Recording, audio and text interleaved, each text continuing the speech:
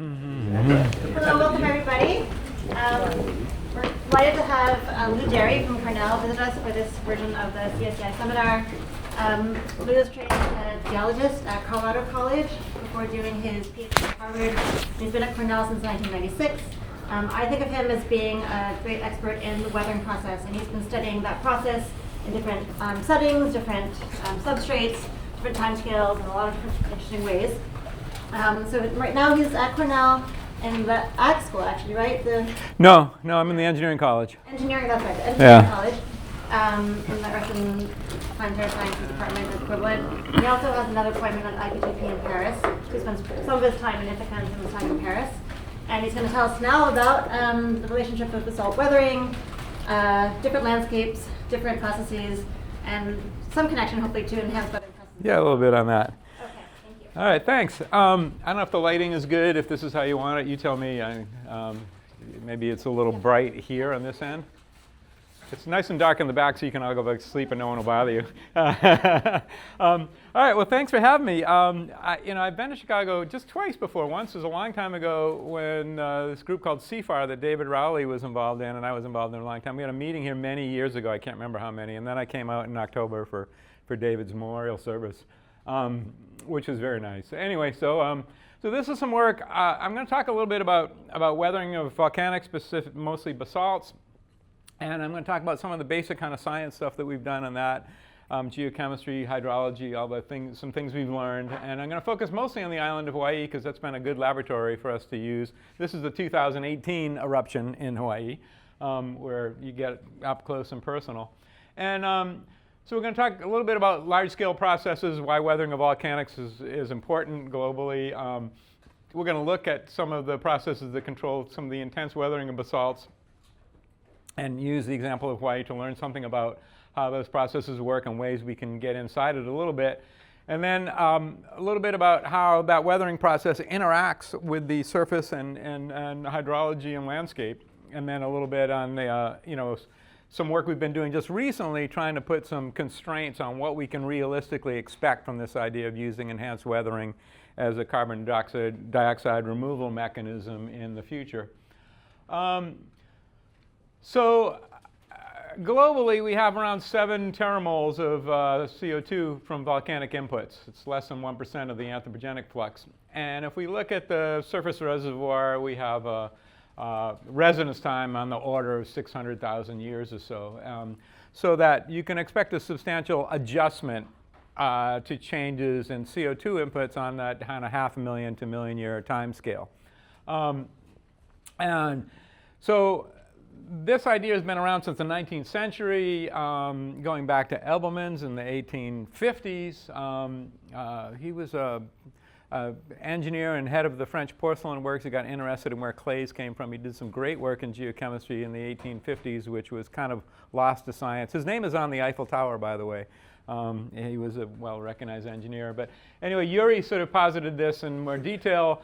We take a calcium and magnesium-bearing silicate, we weather it with CO2, we eventually make a calcium and magnesium-bearing carbonate, and so we turn atmospheric CO2 into a limestone over time. There's a lot in that sentence, so there's about of things to do there. So volcanics arcs and ocean islands are good places for weathering. We have calcium and magnesium-rich silicates there, where we have mafic to intermediate lava, so that matters a lot. We have high erosion rates, which leads to incision, which perpetuates the system. Lots of reactive material. Is this a pointer here, or does this actually have a pointer on it, or no? Okay. Oh, that wasn't it. Okay, this is the floodplain of a river draining Pinatubo, so that's pumice in the river, not too long, a few years after the main eruption there. So plenty of very high surface area, highly reactive material. Maritime climates. This is Fuego volcano outside of Antigua, and that it does that about every 5 or 10 minutes. So it's continuously resurfacing. So we have lots of ability to react materials, and arcs and ocean islands always have wet climates, at least on the windward side. So that helps a lot as well. And if we look at runoff we see that, still haven't got this figured out yet. There we go. You know, Western Oceania, places like that, we have high runoff, and so they're relatively wet regions, high sedimentation and erosion rates, all that kind of stuff. So globally, volcanic provinces, despite the fact that they occupy 5 or 6 or 7% of terrestrial surface area, they account for something on the order of 30% of global CO2 consumption from silicate weathering. And this is a study we did a while ago, building on an earlier study by Céline Dessert, taking a bunch of different volcanic provinces everywhere we could find data, and trying to get some overall numbers there. And these include systems that are actively erupting and also systems that are no longer active. And there are some differences there, particularly the active systems that have a lot of hydrothermal activity. And so you get a lot of hydrothermal interaction, which leads to high solute fluxes. But those are not weathering fluxes. Those are higher temperature fluxes that might be happening at 50, 100, 150, 200 degrees C. And it's hard to separate those from the processes that we would call weathering that involve the surface environment alone. And you can see that here. You can see the relationship between CO2 consumption and temperature. The blue are the inactive sites. The red are the active sites that don't fall in the curve because of hydrothermal activity. And so from that, you can make an estimate of the temperature dependence of volcanic weathering on a global scale, applying some sort of Arrhenius relationship. And that gives us an activation energy of 42 kilojoules per mole, something like that. But I'll just call this the Q10. Basically, for a 10-degree temperature increase, what do you expect the reaction rate change to be? So it's a little bit less than 2. So volcanic weathering is moderately temperature sensitive. And if you look, Sue Brantley has a recent paper where they look globally at rivers, and they came up with a global temperature sensitivity of about 22 kilojoules per mole, which is quite a bit lower. And so volcanics are more temperature sensitive than the average surface, which makes sense. And it's an important point because in terms of a climate weathering feedback, in other words, we increase CO2, therefore we change climate, therefore we increase weathering rates and keep CO2 back down in some range. We don't need the whole planetary surface to respond like that. All you need is part of it to have that capacity to respond. So volcanics can play an important role in that geochemical thermostat without dominating the surface area or even necessarily being the sole or largest term in the weathering flux. It's an important part, but it doesn't have to be the whole thing. So these are all kind of large-scale discussions. There's a long history. There are many very interesting papers on this going back decades, and some of you will be familiar with the Walker feedback paper in 1981 and the Blagg paper and all the ones that came after that starting in 1983. And many papers since then that have tried to assess this kind of stuff. But there's a whole lot of process stuff. How does this actually happen? If we say temperature goes up, weathering rates increase, well, how does that actually work? What controls weathering rates in the real system, and how can we expect things to respond in sort of a process level? In other words, can we take these systems models, which they basically are, they're a systems model, a bunch of reservoirs with a bunch of arrows. You've probably done many of these yourself or seen many of them. How do we put some physical chemistry in that? Because that's what we should be doing at some point, right? So here's an old figure from Hawaii, and of course with the plate motion, we've got a big range in surface ages there from Kauai. We've got constructional landscapes that minimally eroded out to about 4 million years on Kauai, and of course we have today's eruptions on Kilauea on the Big Island. So we can find a bunch of different age surfaces, and this is an age sequence that we've done a lot of work on. And I'm going to focus mostly on stuff that happens on the Big Island because that's certain kinds of things are interesting there. So the map on the left is a rainfall map, and trade winds are pretty dominant. They come from the northeast, and so on the windward side we have rainfalls up to 7 meters a year. And then down here on the leeward side we have rainfalls as low as 20 centimeters a year. So we go from 700 centimeters a year to 20 centimeters a year. And so we have a big range of climates to work with. We also have a big range of ages. Here's Kilauea with its active material out here. Volcanism going on today. Mauna Loa, which was active a couple years ago, mostly a little bit older, but you know these lava flows range from decades to hundreds of years to 1,500 years old or so. Then we go to Mauna Loa, which is sort of between 10 and about 100,000 years or so. Mauna Kea. And then out in Kahala we have two main sequences, sort of more tholeiitic rocks and the older stuff, and then more alkaline rocks here. And we have the 150,000 in pink and the 400,000 or so in blue. So we have a lot of different. So we can pick these different age lava flows and pick our climate and basically have a matrix of time and climate. If we want to, we can get a certain age rock with a certain rainfall. We can go to a different age rock with the same rainfall, different age rock, and we have a wide range to work with here. So it's a really, really great natural experiment. And Peter Bertusik and Oliver Chadwick laid a lot of the groundwork from this, and I got involved as a young kid working with them. And Peter was an ecologist who was more interested in the ecological implications. Oliver's a soil scientist. And they dragged me in to do some geochemistry. So this is a good natural system to work with.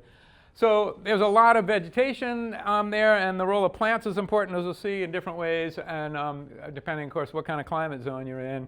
And so not only do we have inorganic processes, but the organic part of the system plays a significant role as well in a couple different ways. So here's an example of a gradient on Kohala Mountain. Up at the summit, we have about 400 centimeters a year of main annual precipitation. Down to the coast, it can be down around 20.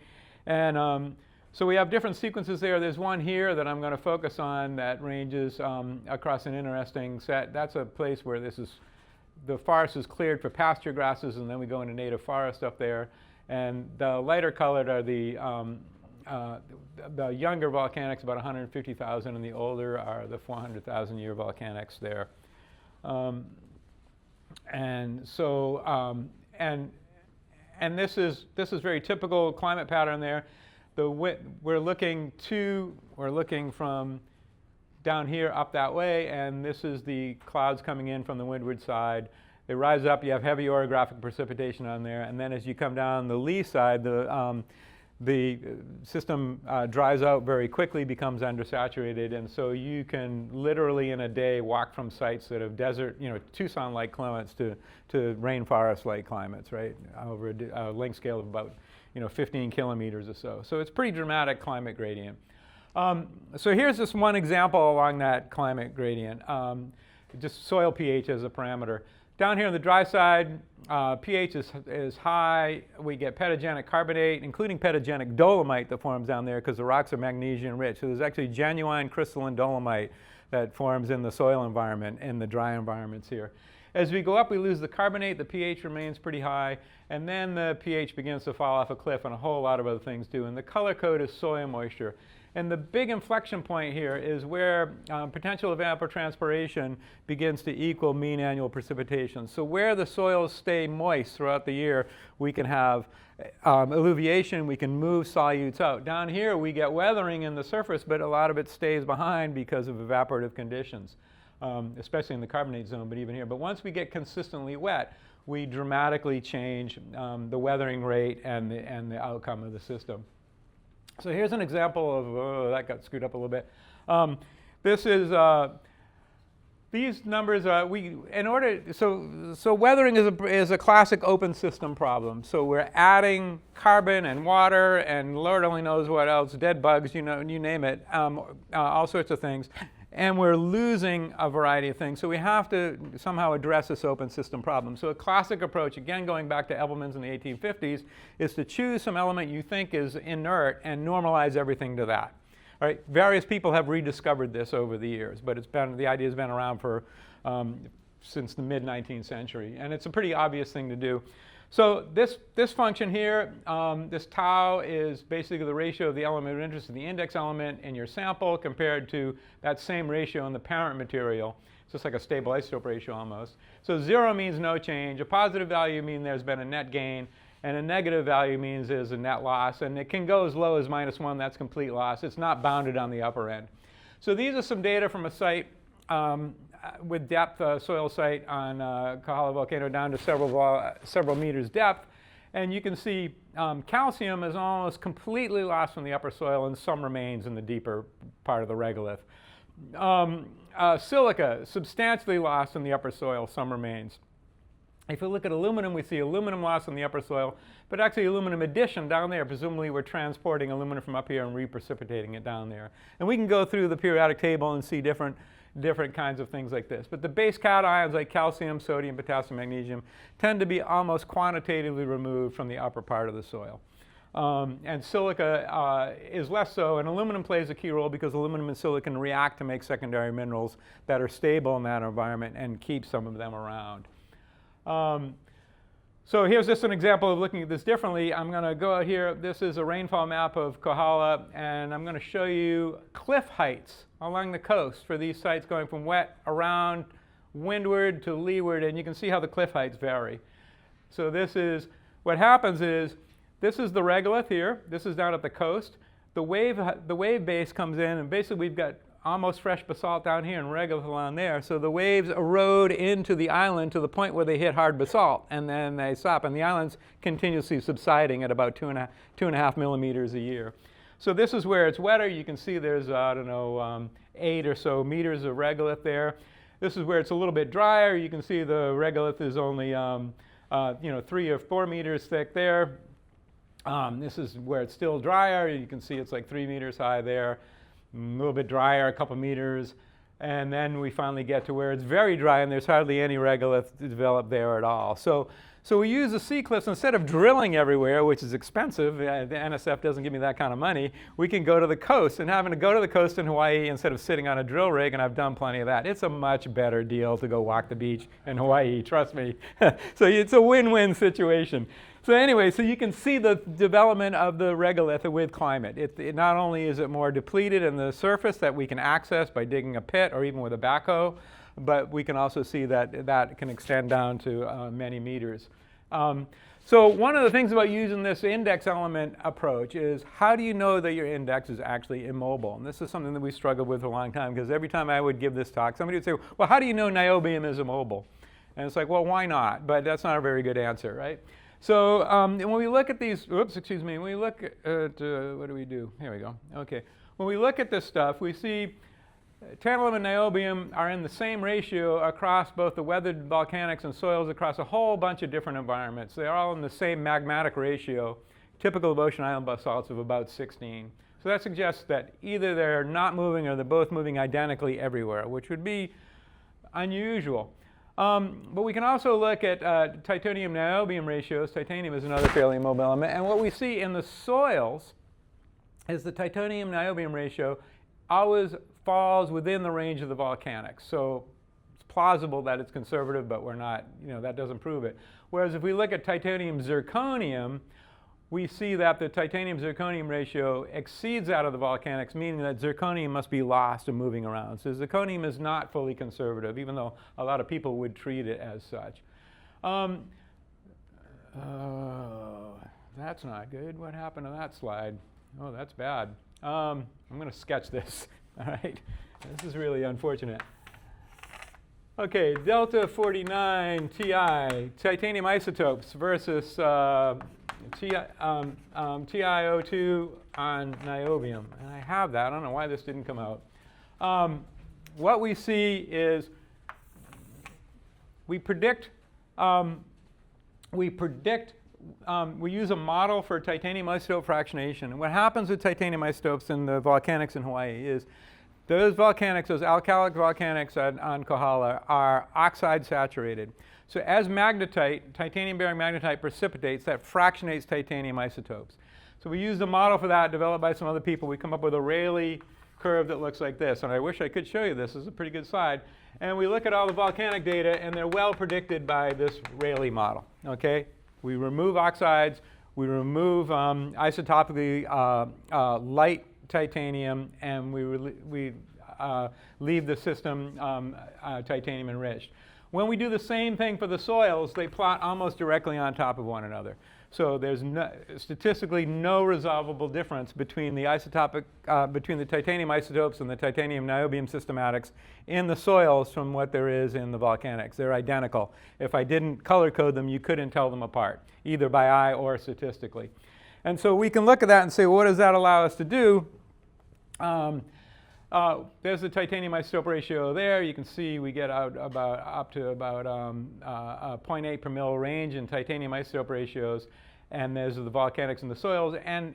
And so we get this correlation, and if we had 30% niobium loss that would plot on a trajectory like this. If we had 30% titanium loss, that would plot on a trajectory like that.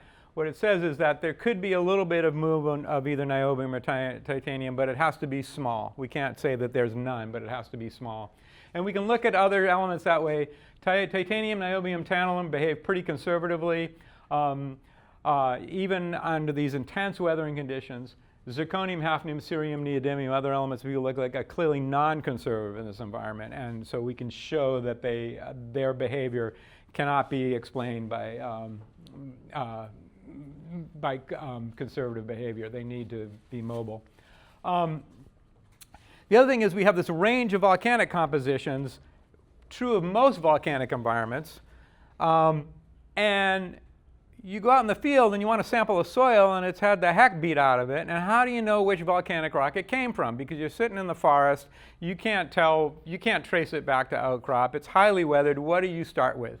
So that's been a problem, and we've had endless arguments, sometimes occasionally heated, over what the appropriate parent composition that we should begin with is. And the answer is there's more than one, and we just had to deal with that because we have this fractionating system. So here we can see titanium, and these are titanium versus silica, titanium niobium versus silica on the Kahala volcanics. You can see there's a big range. But what we are able to do is show that because titanium niobium is a conservative ratio, we can take that value in a soil, knowing that it's not significantly fractionated from the magmatic value, map the composition onto the original volcanic that corresponds to that titanium niobium ratio, and then we can say, oh yeah, that should be the calcium content, or that should have been the sodium content, or the silicon content of the original volcanic before we weathered it. And before that, we had a range of different compositions all the way from alkali basalt to trachyte, and we didn't know what the heck we were dealing with. And that was a significant problem. So here's an example of why that makes a difference. This is one choice of an average value, giving us these values here. You can see we have lots of iron loss in that case, even in these drier sites, which made no sense because they're bright red. And when we actually do this composition-specific correction, we can see that the iron is largely conserved. This is our iron loss index, the tau iron, largely conserved, and then we only begin to lose iron significantly under the wet conditions. Yes? So why would titanium niobium correlate with magnesium? Is that just lucky? No, that's because of the fractionation processes that are primarily, in this case, driven by oxide formation. So as You're showing it in the volcanics. yeah, in the volcanics, right. So in the volcanics, there's a systematic variation because of the fractionation of magnetite primarily, okay? That titanium niobium ratio is preserved in the soils no matter how weathered they get. So we can use that titanium ratio in the soil to say what was the composition to start with. So that's the idea. Sorry if I wasn't clear enough about that. Yes? You really just need, principally, you just need one of them. You just need something that doesn't weather. You need something, but you have to know what that is, right? And that was the problem. And so titanium niobium works pretty well because the titanium is changing a lot because of fractionation, and niobium is not. So the niobium just increases with the increasing silica content, whereas the titanium actually starts to come down because we're precipitating more and more magnetite out of the magmas. So it's just a more sensitive ratio to look at. But you could, yeah, you're right, all you need is one, but you either have to be supremely confident that you picked the right one, or you have to have an argument for why that one works. No, I'm trying to make the simple man's understanding. Yeah, no, it's, so anyway, so now we can do a better job with our elemental depletion. And it turns out that this iron story is going to be important here in a second, because iron plays an important role in soils beyond just, whatever it's doing for weathering processes, right? So these soils weather to form primarily amorphous secondary minerals. Things like allophane and amogalite, a little bit of gibbsite, various very fine-grained or amorphous iron oxides, nanogoethite and stuff like that. The very high surface area, poorly crystalline. When you X-ray them, you mostly get mush, right? Because they're not forming crystalline materials. And those crystalline materials have high specific surface areas and therefore absorb a lot of organic carbon and can stabilize it. So a lot of organic carbon that is stabilized over long time scales in marine sediments and in soils is associated with mineral sorption. And this was first figured out by the marine science community and came much later to the terrestrial soil carbon people. But anyway, so you can see we have 10, 20% organic matter in these soils, which is pretty high, right? We actually did a bunch of work on radiocarbon. We also have, the forested carbon. The shallow stuff is still the C3 carbon, where they've replaced that with pasture grasses. You can see the upper 20 or 30 centimeters. That carbon has turned over to some degree as the carbon derived from the pasture grasses has gradually replaced the carbon that was derived from the native forest. And this is the radiocarbon fraction. So there's a relationship there as well. But I want to look at this just a little bit differently. Here's some of these allophane. There's an X-ray spectrum of allophane. Yeah, there's a peak, but those are not great. The signal-to-noise ratio is not great. And then we have nanogoethite. We have these little allophane balls. We see a little bit of halloysite there, which is a little more crystalline, but not very much. Those are the kinds of phases that form in this environment. And so if we look, for example, at those corrected iron losses, these black data are carbon-14 age data from bulk organic carbon. The blue data are carbon-14 numbers from long-chain lipids, plant wax-derived lipids, so compound-specific isotope analysis that we did at Zurich. And so you can see that where we don't lose much iron, right, even though the soils are highly weathered, we've lost all the calcium, most of the silicon, all that kind of stuff, we still have some very old carbon, up to 15 to 18,000 years. So the carbon stabilized for a long time in these soils. When that iron is lost, when the system is wet enough, that iron reduction begins to take place. And the soils go from red to yellow to tan to gray because the microbes are using the iron as the redox couple for oxidation. We lose that oxidized iron and we lose all the old carbon.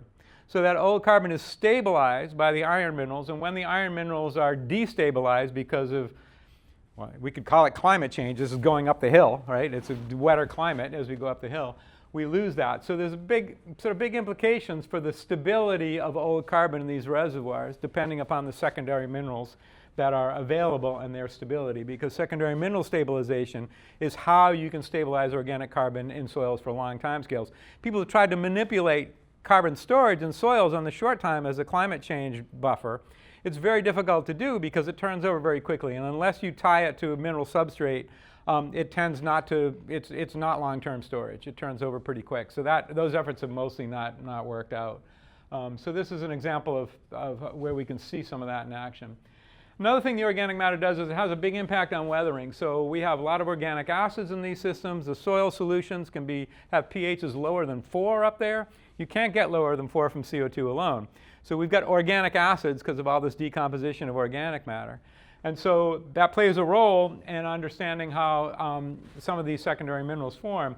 So things like citrate and oxalate will make complexes with immobile elements like aluminum and iron and greatly increase both their mobility and also decrease their activity in solution. In other words, instead of having aluminum 3+ in solution, we have an aluminum organic complex, and so mineral formation processes don't see that aluminum 3+ anymore. Bacteria who are sensitive to aluminum toxicity don't see that anymore as well. So we were interested and we thought this played a role, and so it turned out we did a bunch of reactive transport modeling on this and tried a bunch of different combinations. And even when CO2 is very high and pH is low, you don't get some of the results we saw. We have a lot of aluminum loss that we had a hard time explaining.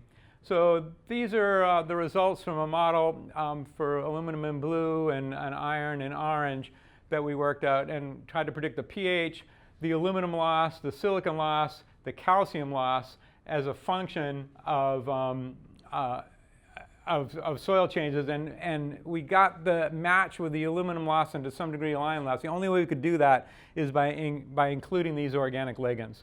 Because if we don't complex up that aluminum, what happens is it immediately wants to make a secondary mineral, and so it never leaves the system. And so that has big implications for the soil pH and the evolution of the secondary mineral assemblage, carbon storage, all that kind of stuff. So the weathering process both enables the storage of carbon by creating reactive surface area, which allows that carbon to be stored, but at the same time, that organic matter influences the transport of these low solubility elements, what we would normally think of as not being mobile, and has a significant impact on the way the system evolves over time.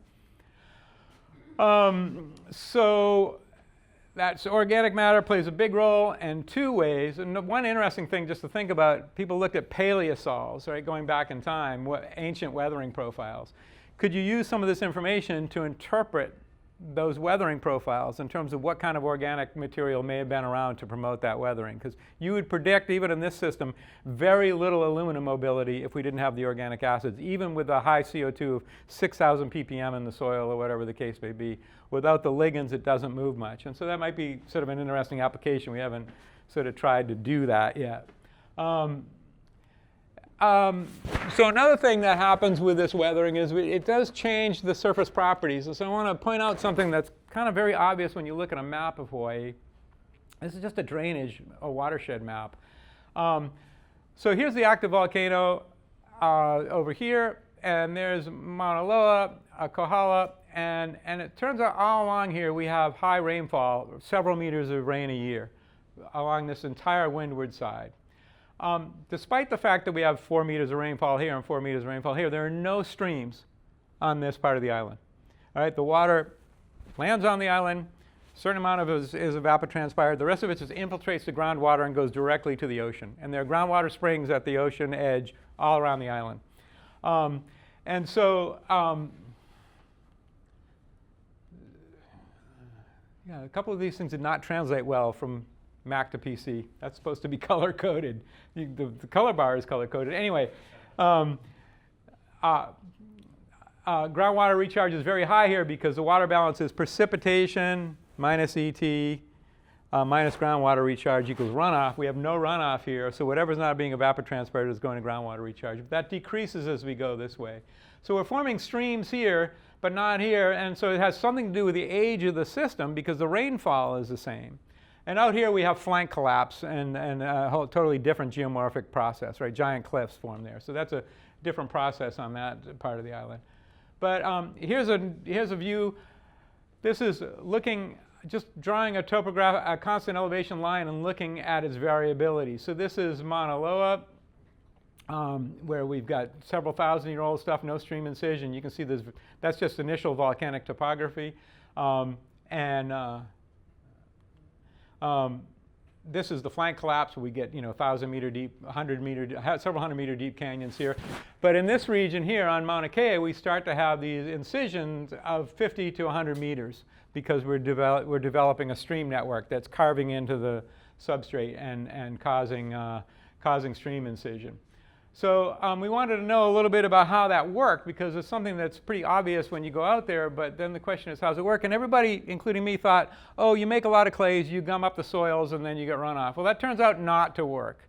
All right, it definitively does not work. And part of the reason is the partial molar volume of most of these secondary minerals is smaller, and these are very porous and permeable levels to begin with. You simply, I've played with reactive transport models and pushed the parameters beyond what's legally allowed, and you can't get it to happen. You don't get the reduction in permeability that you need. So there's a couple different ways we can look at this. One is this is a site. This is a site-specific attempt to look at the difference in hydraulic conductivity using a Van Ganukten model by Kitty Losi and Bill Dietrich a long time ago. This is a young site. This is an old site. So you can see this is on a several meter scale, that the hydraulic conductivity is a lot lower. And then we did something else. We took a technique called recession curve analysis. It was actually developed by a couple of retired hydrologists at Cornell, Wilf Broussard and Yves Parlange. It's a pretty well-known thing in hydrology. So basically, it rains, the stream rises, the stream recesses. The rate of that recession is related to the hydraulic conductivity on average in the watershed. That's a short statement. There's a lot of mathematics behind that, but that's basically what happens. So when you have rapid recession, your hydraulic conductivity or your infiltration rate is high. When you have slow recession, your hydraulic conductivity is low. In detail, it's a little more complicated, but that's the synopsis, right? So what we see is that if we go to the young sites where there are streams that are younger than about 30,000 years, we can see the hydraulic conductivity is quite high. And it also gives you an estimate of aquifer thickness, which is sort of a parameter. And then we go to the older streams, and the hydraulic conductivity is quite a bit lower. And that's consistent with what we see. And the first thing we get is we get some intermittent streams that only flow during high discharge events that don't flow all the year. And then we start to see more permanent streams, but the recession on those young surfaces is fast, the recession on the old surfaces is old. So this gives us an estimate at the watershed scale of how the hydraulic conductivity is changing by several orders of magnitude as we age the surface, right? And that's the thing that I said I couldn't do by gumming up the pores with clays, right? It doesn't work. So then the question is, what is going on there? And this is sort of interesting. We don't have a full answer yet, but have some ideas. So this is log scale and age. I don't know what's going on. I should have made a PDF out of this before I put it on a PC. Sorry about that. I didn't think about that. Anyway, because niobium is pretty conservative, what happens is as you weather the system and you take the mass of everything else away, the niobium concentration increases. Okay, and this is a volumetric concentration. So you can see that can increase by absolute order of magnitude, which means we're taking several meters of fresh basalt, weathering it, and turning it into 1 meter of regolith. So we're collapsing the thing so that we have physical collapse going on. And this is, all of these things didn't come out. This is the dry bulk density. And you can see that it decreases with age up to a point where we have no stream. So we're weathering and we're taking mass away, The dry bulk density is decreasing, the porosity is the inverse of that, is increasing. And then that turns around right about when we start to see streams. So it looks like the collapse of that regolith is contributing to this change in hydraulic conductivity. So how would that work? So I spent a lot of time looking at reams of incredibly boring geological engineering data on this, because geological engineers are interested in the strength of soils because they build bridges and road cuts and all that, and they want to know if the bridge is going to fall down. But they're not in the least bit interested in how it got there, what's going to happen to it. So it's entirely phenomenological, and it bored me to tears. So anyway, and I'm glad they build good bridges, because I want to drive across a bridge that's not going to collapse, but I don't want to be the guy designing the bridge. It's not that much fun. So anyway, so this is a model that had its origin in metallurgy, a poroplastic deformation. It's reasonably well known in some corners of the material science world. And so this issue of poroplastic deformation has been a long-standing one in the material science world. So this imagines you've got a solid matrix that is capable of supporting stress, and you've got voids or pore space which is deformable and incapable of supporting any stress, right? And so the overall strength is controlled by how many voids you have and what's the intrinsic strength of the material that's left, right? And so most of the work in that literature has been about this part stays the same, and of course as the pore space increases, the material becomes weaker, and in the limit of infinite pore space, the material has no strength, right? But in our case, the weathering changes that material and decreases the yield stress of this solid material, allowing deformation. So both of those things happen. So we're increasing the void space by weathering, and we're decreasing the strength of the matrix that holds it all together. So anyway, Gerson developed a long derivation of this stuff. I'm very happy to find out that in the limit of removing the shear stresses, this is collapsed in a form that you could solve analytically, because it's not an analytical solution. It's a semi-analytical solution which requires computation. But if you just assume that you've just got normal stress and ignore shear stresses, which is fine. I'm a geochemist. What do I know about shear stress, right? So if you have isostatic stresses, you get this form here, and that has a solution in terms of these hyperbolic functions, essentially exponential dependence on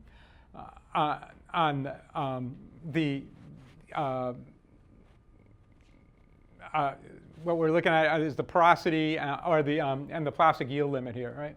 So if you do that, you can say, okay, what we don't really have is good data on how these material properties of weather materials change with progressive weathering. There just isn't a data set on that I could find. And I looked and I looked and I looked. And that's something we need to work on, or hopefully we'll try to work on that this spring or summer. I have a friend in engineering at Cornell, and she works on polymer physics. And so she's used to deforming squishy materials. So I talked to her about this, and she says, why do you want to put dirt in my machine? I said, no, it's very nice dirt. So when you don't know what else to do, what do? You generate a power law, because that's the obvious thing to do when you don't know what else to do. So So we can look at that and we can say, okay, we have some limit of environmental stresses. And these stresses might be shrink swell stresses or thermal stresses, which are causing the soil to expand and contract. And if they are large enough relative to the strength of the material, we can get creep deformation. So this is essentially a ratio of the intrinsic yield stress to the initial yield stress. And as that ratio falls, if that material weakens, we can cross that threshold of environmental stress at decreasing void fractions. So once we do that, we can get creep deformation, and we can collapse that material as a result of weathering, decrease the hydraulic conductivity, and then change the way that water moves through the system. So what happens there if this is all true? So initially, we have a system with very high intrinsic porosity and permeability, hydraulic conductivity, the fresh basalt full of vesicles, fractures, all that stuff. The water just migrates right through it. As it undergoes weathering-induced collapse, we reduce this hydraulic conductivity, and we can induce lateral flow to low points in the volcanic topography, and we can create a simple stream network. And as we do that, then we incise, and because the volcanic stratigraphy is layered with more or less permeable layers, flows versus pohoi flows versus more solid flows, right? So there's aquifers and aquicludes throughout the volcanic column. And as we incise, we capture more and more of that groundwater. So it's a positive feedback on incision, because the more water a stream captures, the more it can incise. It's classic stream power law theory, except we have a new dimension. And then as that continues to grow, then we get positive feedback, and we can grow the stream power, even if the catchment size remains the same, because the deeper we incise, the more groundwater we capture in the stream, the less of the groundwater goes out to the ocean. So this is a way we can get this geomorphic change, and how we can go, we can get a progressively better developed stream network through this, that's initiated by this geochemically driven collapse process. So that's a little bit about how I think the hydrologic system responds to this weathering process over time, right? It's not just the weathering, but it's also essentially the solid mechanics which evolve as the weathering process proceeds. So finally, do a little bit about enhanced weathering, because I know people here are interested in that. A lot of people are interested in that in these days, and I've gotten sort of dragged into this a little bit. So I've thought about this a little bit, having worked on just normal weathering processes for a long time. I've been doing a lot of this work with Kate Maher at Stanford and Oliver Chadwick at UCSB, who've been great. So this is a paper, pretty well-known paper. These guys argued that putting basalt on crops could be a big carbon dioxide removal sink. And they argued for fluxes on the order of, and other people have made the same arguments, of 1 to 2 gigatons of carbon per year as the potential to remove CO2 at that level. The natural rate of CO2 uptake by basalts is something on the order of 0.05 gigatons a year. So you need to increase this by a huge amount in order to get the kind of numbers they're talking about. So the question is this something that can actually be done? Period, never mind the economics of it, which isn't my thing. So we compiled a whole bunch of data on basalt weathering rates from natural systems around volcanic systems, where we could do a reasonable job of correcting for hydrothermal inputs and all that kind of stuff. And this is based on river stream export. So the idea with enhanced weathering is you're going to generate alkalinity in some field system somewhere. You need to export that alkalinity to the ocean in order to realize the full potential of the method, right? So we said, okay, well, what we should be doing is looking at alkalinity export. And much of the work in that field has been done based on looking at the soil depletion in the top 20, 30 centimeters, and not really following through the system beyond that. So what we see, and these are the places with some of the highest weathering rates we know about globally, is that we see sort of median values: Pacific Northwest basalts, Kamchatka, Guadeloupe, Philippines, Iceland, Hawaii. I've got some data from Réunion Island. It's a recent paper we published. We see a maximum median value of about 1 gigaton of CO2 per hectare. These guys are talking about 10. 1 ton CO2 per hectare per year. And that's about as high a value. We see a few small outliers. Probably most of those are affected by hydrothermal alteration that we can't correct for. But almost all of the data, and these are fresh basalts where things are actively erupting, Guadeloupe, Kamchatka, all those places. So this is an order of magnitude or two lower than the kind of proposed rates that have come around. And why is that? Well, partly there's a few things that are going on. You do have some limitation from dissolution rate, but a lot of these systems are far from equilibrium, and dissolution rate really isn't the main issue. You have secondary mineral precipitation, which generally isn't taken into account. And we see ubiquitously in these systems that if you look at the chemistry of the exiting water, it doesn't look like the basalt, because calcium, magnesium, silica, potassium are all removed by secondary mineral precipitation of one kind or another. And in young systems, those are often amorphous materials which are hard to identify. So if you X-ray it, you don't say, oh, I don't see any clays, there's no problem. Well, you're not going to see any clays if the system is very young, because you get amorphous formation. The second thing is you have a strong relationship between runoff and flux, right? And so global mean runoff is 300 or 400 or maybe 400 millimeters a year. You can see the high weathering rates that we get are all associated with very high runoff, and that's not typical of the world or of the agricultural reasons where this would be applied. So, and then we have transport limitation along the way. And so there's some specific data from a site, very unusual site called LEO, the Landscape Evolution Observatory in Arizona. It's in the old biosphere too. And it's 3 30-meter by 11-meter by 1-meter basaltic hill slopes with controlled irrigation, thousands of sensors buried in the hill slope, so we can measure the heck out of everything. And John Chorover, Peter Troke have set this up a number of years ago. It's really kind of cool. So it's a kind of a giant mesocosm. And, you know, watersheds are not 30 meters long, but much of the work that's been done on this has been done in lab experiments on length scales of 30 centimeters or 50 centimeters or something, which is nice, but it's neither here nor there for these processes. So 30 meters is not long enough, but it's better than 30 centimeters. Actually, quite a lot better. So what we see in that system, this is just an example, and we see the same thing in natural watersheds. These are the sodium normalized concentrations of a bunch of these different elements. These are 3 parallel lysimeters. And so what you see is, for example, we can normalize this to the basaltic composition. So that's the black line at the top of the basaltic glass. So here's the iron to sodium ratio in the water. There's almost no iron in the water. There's no surprise. Very little aluminum in the water. There's no surprise. But across the board, we look at silica, phosphorus, calcium, magnesium, potassium's maybe the closest one. But they're basically, for the base cations like calcium and magnesium, and also for silicon, 60 to 80% is retained in the watershed at this length scale of 30 meters, excuse me. So it's not exiting the system. And then we have silicon isotope data, which I'm just going to synopsize real quickly here. But the silicon isotopes are strongly fractionated, and that is consistent with secondary mineral formation, because that's what fractionates the silicon isotopes. So that we see the retention of silica and calcium, magnesium, okay, and you see that in natural systems as well. You can do that in different ways, inverse models, all sorts of things. Magnesium isotopes, you see that.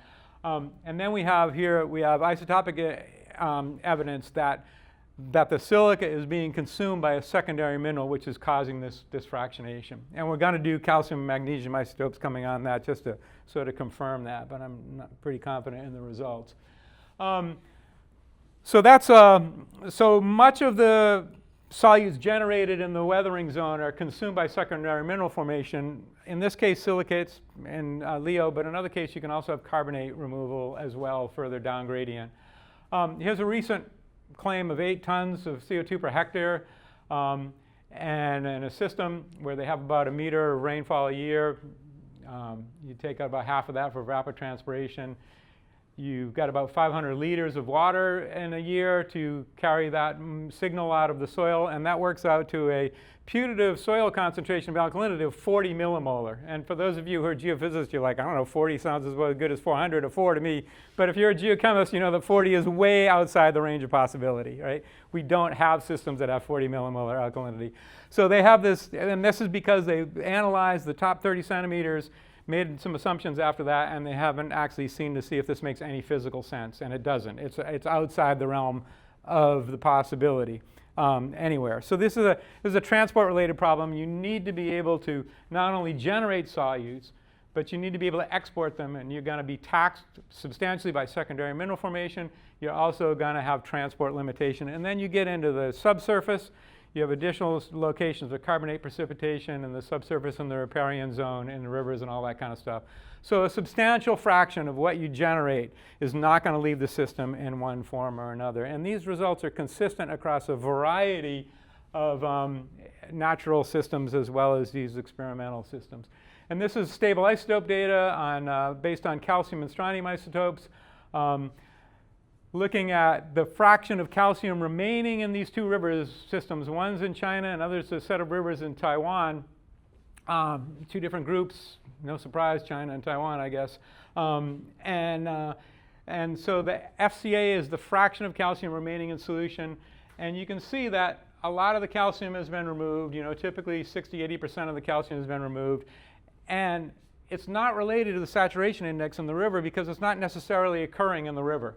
Right? So people say, well, the saturation index in the river is pretty constant. There's no calcite removal. Well, that's not where it's happening. It's happening in the subsurface. And so a substantial, and all the people working on this enhanced weathering think that the carbonate removal is negligible once they get to the river system. And that's just simply not true. We see a lot of removal there. So that's the kind of thing we need to do more of to sort of demonstrate this works more broadly. But we get pedogenic carbonate removal in drier systems, groundwater saturation, which happens pretty routinely, riparian zone degassing, and then particularly in reservoirs. If the stream goes into a reservoir, which is typical in agricultural reasons, you get a lot of carbonate removal there. So there's a bunch of reasons I could go on for a long time on this. What I'm simply going to say is that everything we see tells us that the idea that you're going to be able to make gigaton per year removal of CO2 possible by enhanced weathering is just not plausible. Doesn't mean that you get no response, and a local scale it can be a useful thing to do, but at the global scale that we're going to get to the range of gigatons of CO2 per year there doesn't seem to be any independent evidence beyond that is remotely achievable. So I'm not popular guy for saying that, as you can imagine, but we're pretty convinced we're right about this. And so anyway, so here's a quick summary.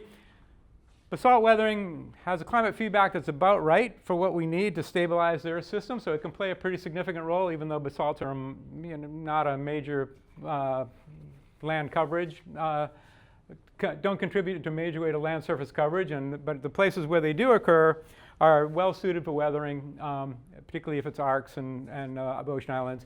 If you have basalts in the middle of eastern Idaho, or eastern Oregon or western Idaho or in someplace like that, weathering rates there are low because you don't have much water, but that's not the place where most volcanic activity is. The interactions between the weathering process and soil carbon are in two directions, at least, and they're complex. They're pretty important.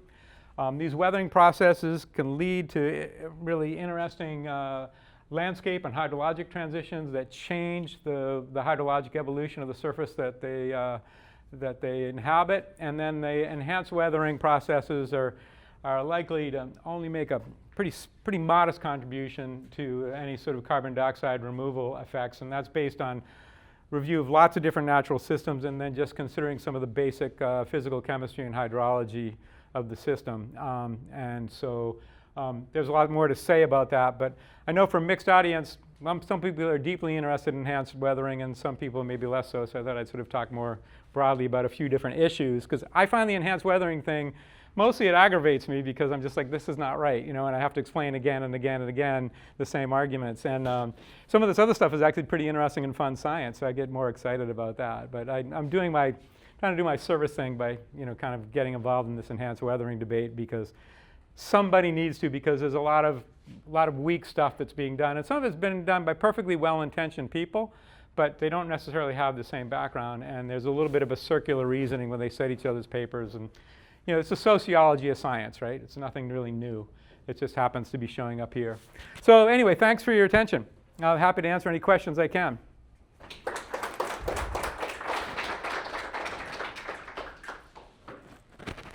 David. I want to understand two different ways that enhanced weathering doesn't work. Okay. So one way is if I put in some cation, calcium, let's say, if none of it reaches the ocean, then it's for sure true I don't get that 1.8 to 1 because I'm not made by carbon. Right. For sure.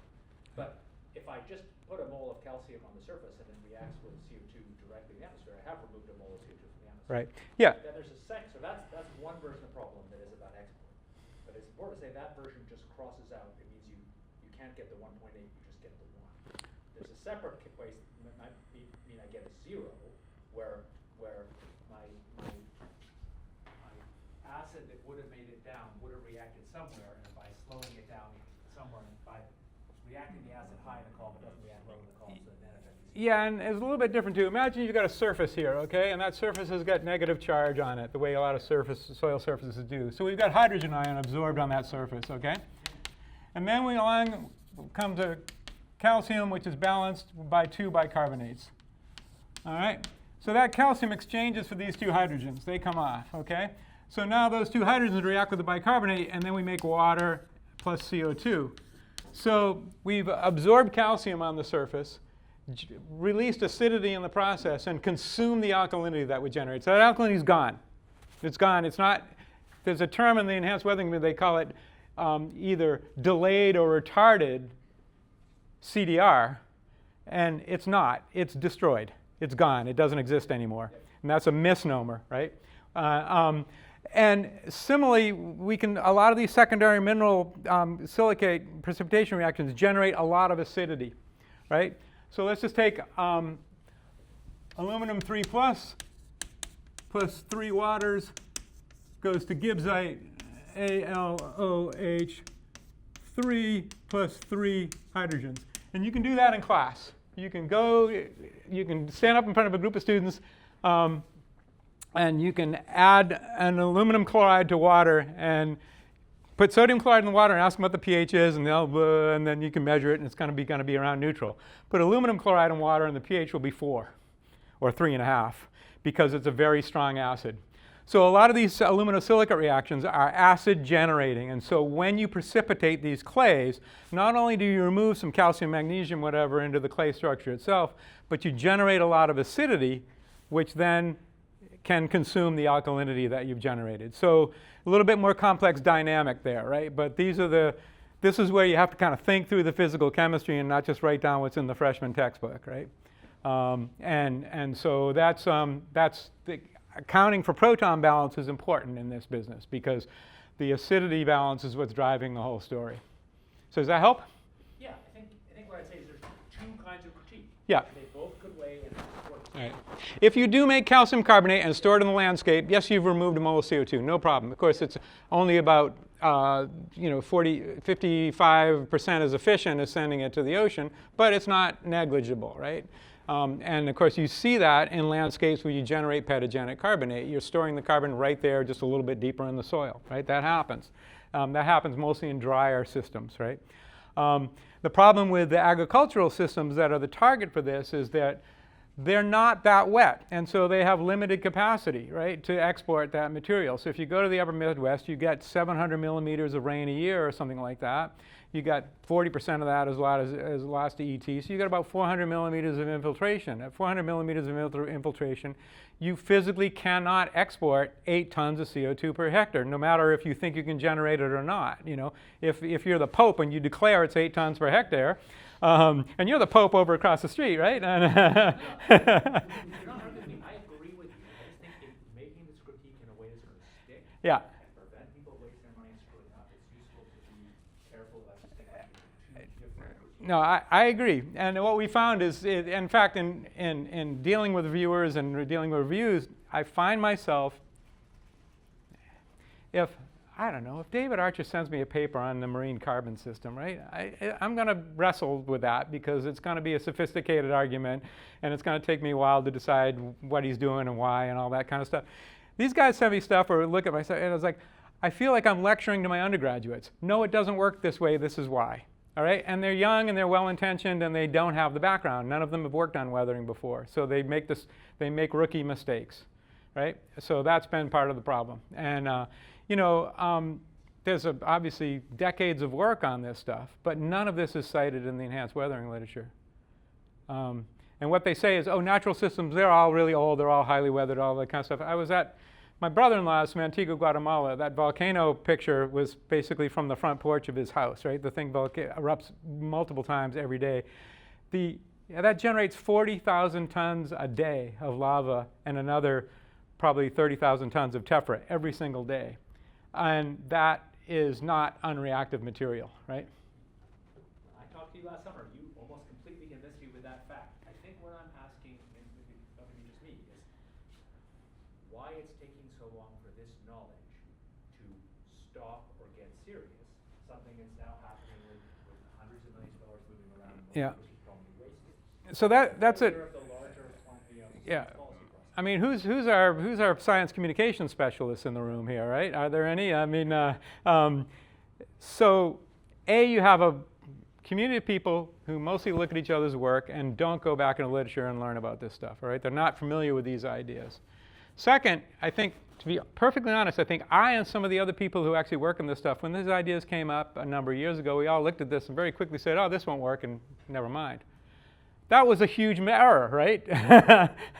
because into the void came a bunch of well-intentioned, mostly well-intentioned people who didn't have that. So now we've been trying to publish some stuff on this. We get a lot of negative pushback because they say, oh, but everybody knows X. It's like, well, everybody does not know X, and show me where that statement comes from. So it's much easier to make big claims and say, oh, this is going to be the bee's knees, than to say, no, the bee doesn't have any knees. It's a different thing. So I think it's about the sociology of the field that we're in more than it is about the science, and that's a much more complex problem to solve. I can do chemistry. I don't know how to manage all these other issues. So we're trying, but it's very slow. And so I'm hoping we can get some more stuff out on this. And I wrote a comment. The first time in my life I wrote an actual comment on a paper, a critique of a paper. I've been in this business for a long time. I've never actually written a comment on a paper, and it was so rife with basic errors. And the authors just didn't want to hear it, and their response was basically full of the same mistakes. And I was like, okay, never mind. I mean, I wouldn't accept this from an undergraduate. And yet you guys are claiming that this is right, So there's only so much you can do when people really don't want to hear what you have to say for whatever reason. Maybe they have a company that they're involved with. Maybe they think this is really good. Maybe whatever. But if they simply don't want to hear and I don't know, some of you have worked on climate change, and maybe you've had that experience by some chance, huh? Ocean iron fertilization is the same way. Yeah, I'm just trying to tell people that there's such a thing as climate change. You've got a whole bunch of people in this country who are like this, no, right? And so there's only so much you can do. I don't know what the answer to this is. But I agree, I see the real potential for this to be a sophisticated form of greenwashing. It's not to say at the small scale. If you put wollastonite or smelter waste or mine waste, or you can use that and you can get some modest CO2 uptake. There's no problem with that. The issue isn't that. The issue is whether you can reach gigaton per year results, and you can't. And there's no possibility, I think, that you can. And so that's the issue, right? Does it become a major policy initiative where we're spending zillions of dollars to do this, or does it, represent kind of a smaller scale thing with applications that are local that are perfectly acceptable, right? As long as you don't release, toxic metals or something like that, right? So those are kind of the issues, right? So it's hard, it's just, I mean, everybody would love, if this was a great solution, I'd have been all over it, 'cause this is what I do. I could be big in this business, right? And if 10 years ago I'd said, yeah, we should really work on this, this is going to work great, if I really believed that, I'm sure I could be CEO of some company, be making a lot more money. But I looked at it and said, no, this isn't really going to work, and kind of put it down and walked away from it. And then that, as I said, that probably was an error. But anyway, that's the way it goes, right? All right, on that cheery note, I think we should thank you.